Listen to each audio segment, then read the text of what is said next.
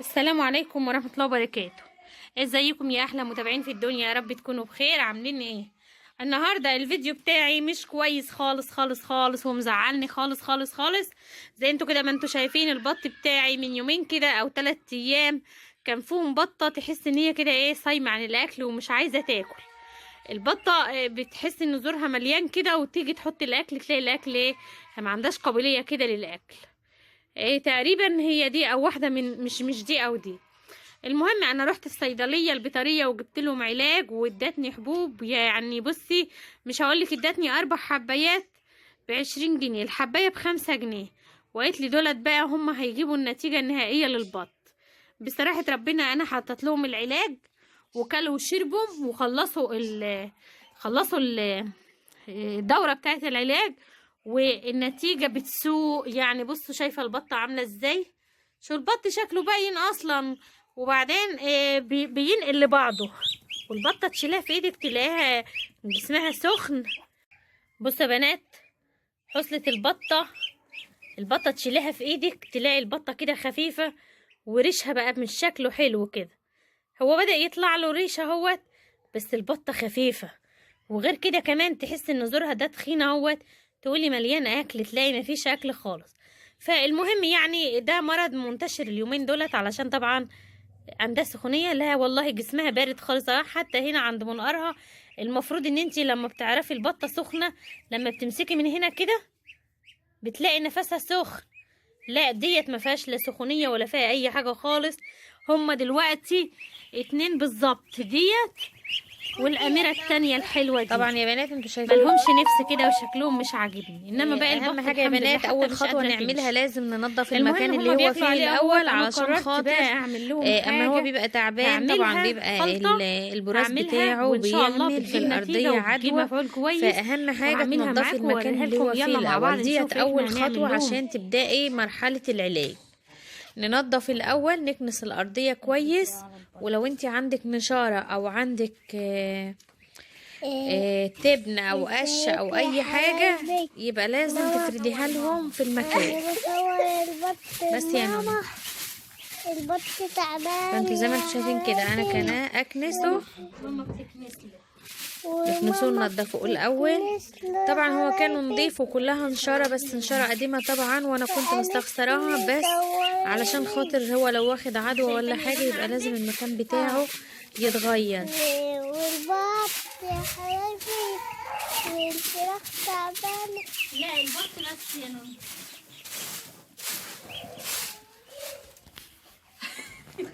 عشان بعد كده لما تحطي له اكل او تحطي له علاج ينقي من على الارضيه، يوقع عليقه ولا حاجه على الارضيه، يبقى المكان بتاعه نظيف، ما يشيلش من الارض وياكل. يبقى هو كده ايه، ما يرجعلوش العدوى تاني. عشان الحاجه اللي تحطيها، العلاج اللي تحطيه او الوصفه اللي تحطيها او اي حاجه تجيب معاكي مفعول. دي نشاره انا جايباها، نشاره جديده نظيفه. دي نشاره نظيفه هنفردها في الارضيه امي نازله تحط الدواء للبط. لا عشان يبقى المكان كله نضيف. ونبدأ بقى دورة علاج نضيفة من أول بقى، من أول وجديد. وبقول كده يعني لو انت هتحطي علاج أو هتحطي وصفة أو هتحطي أي حاجة، يبقى لازم تطهري المكان الأول. ولو في عندك جير، أنا ما عنديش، ممكن تجيبي جير وترشيه في الأرضية كمان مع النشارة، حلو قوي، بيقتل الميكروبات وبيقتل البكتيريا. متتكلمش ليه؟ بس أنا عشان ما عنديش جير دلوقتي يبقى خلاص هستكفى بالنشارة. بصراحة يا بنات أنا لما نزلت لقيت البط تعبان، بصراحة زعلت عشانه قوي يعني. فحبيت اصور الخلطة ديت واوريها لكم. اول حاجة الخلطة دي انا جربتها قبل كده، بصراحة ربنا حلوة ومفيدة وبتجيب نتيجة. ممكن تغيب يوم او يومين بس. يعني انا جربت مع البط ادوية كتير بصراحة، رحت جبت ادوية من البيطري بس ما جابتش معايا نتيجة. فهو افتكرت الخلطة ديت قلت يا انا ساكتة ليه.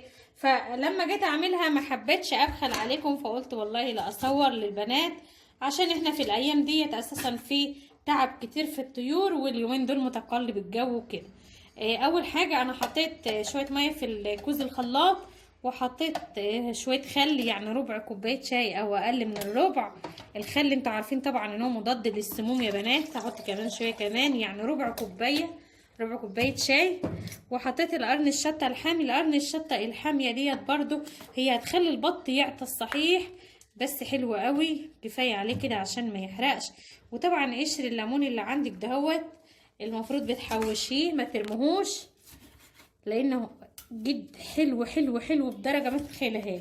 ومعايا بصله زي دهيت برضو. كل الحاجات ديت يا بنات حاجات كده بتحوش البرد بالنسبه للطيور. ومعايا راس توم، كام فص توم، لو حابه تقشريهم براحتك، ما انتش حابه تقشريهم براحتك. ومعايا هنا برضو انا حطيت القشر، احط التوم زي ما هو كده، واحط كمان الليمونتين دولت.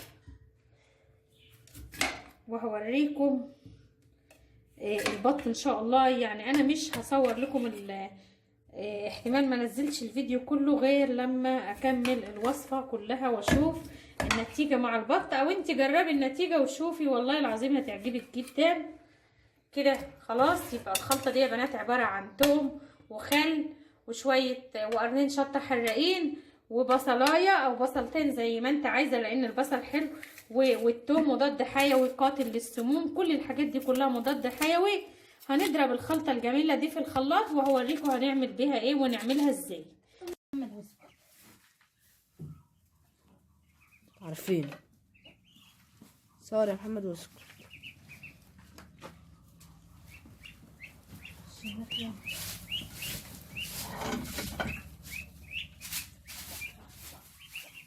بطة بعافية. انزلي اجري وراها يا نون. بس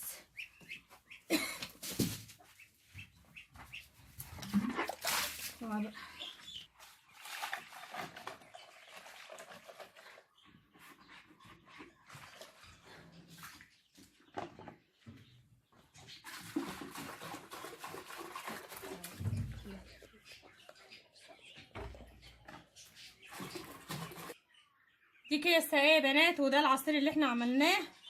لو هو البط هاخد لي كوبايه. ماشي. طبعا كده في ناس بتصفيه، لو انت عايز تصفيه صفيه، بس بالنسبه للبط ده كبير مش فارقه يعني معاه.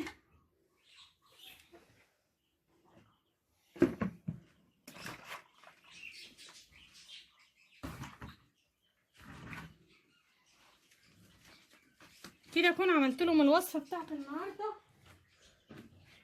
بقى.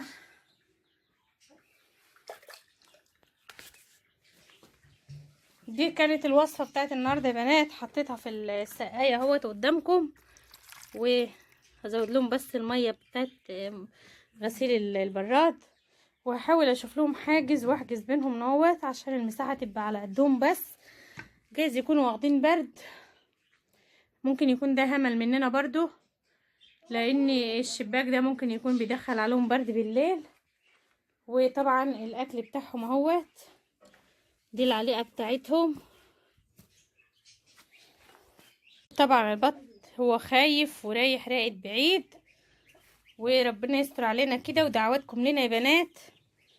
وديت الكتكوتات بتوعي هما ومامتهم. طبعا انا حطيت لهم السقايه والعلافه، وهم بسم الله ما شاء الله يا رب يزيد ويبارك، مفرفشين وحلوين. انا طبعا المفروض ان هم ينعزلوا باوضه بعيد عن المكان ده علشان خاطر ما يلقطوش. اي يا نونه انت شايفه اهو يا نونه. بس انا سادة بينهم وبين البط حاجز يا بنات. المشكله ان البط كان طلع على السطح، فعشان كده خد برد ونزلته تاني، عشان الفرخه ديت قبل ما اعمل الحضان ده كانت بتمسك البط تضربه، عشان كده انا طلعتهم فوق. فلما نزلتهم اخدوا برد، فرجعت بقى عزلت بينهم وبين بعض، وعملت الحضان ده انا ومحمد وخلصناه. تعالوا الناحيه دي يا نون. كده الحلقه بتاعت النهارده يا بنات انا خلصتها معاكم، يا رب تكون استفدتم منها وتكون حلقه مفيده كده. وطبعا كلنا عارفين ان اليومين دول في عدوى في البط وعدوى في الطيور، وطبعا ده كله من تقلب الجو ومن البرد. فاذا حسيتي بالحاجه اي حاجه بالنسبه للطيور، يا ريت تبدري بالخلطه ديت. يا ريتني انا عملتها من البدايه وما كنتش رحت جبت ادويه وكلفت نفسي فلوس كتير. وبعدين ان شاء الله بعد البط ما يفوق كده ويبقى كويس، انا هبشر معاه بالخلطه ديت لمده اسبوع 3 ايام. المهم ان هفضل معاه لحد ان شاء الله ربنا كده ما يكرمنا كده ويبارك فيهم ويبقوا كويسين. وبعد كده هرجع معاكم تاني. طبعا هوريهولكم واقول لكم ان شاء الله ربنا شفاه ولا الخلطه جابت نتيجه ولا لا، بس انا مجرباها قبل كده ان شاء الله وبتجيب نتيجه. نسيت اقول لكم ان انا حطيت في الميه يا بنات في الخلاط وانا بضربه في الكوز، حطيت شويه زيت، يعني ربع كوبايه زيت، لان زيت الاكل برضو حلو بالنسبه للحاجات دي. يلا بحبكم في الله وهسيبكم، واتمنى ما تنسوش المحبه في اللايك، وبتمنى خال. اننا بتقولكم كوبايه خال.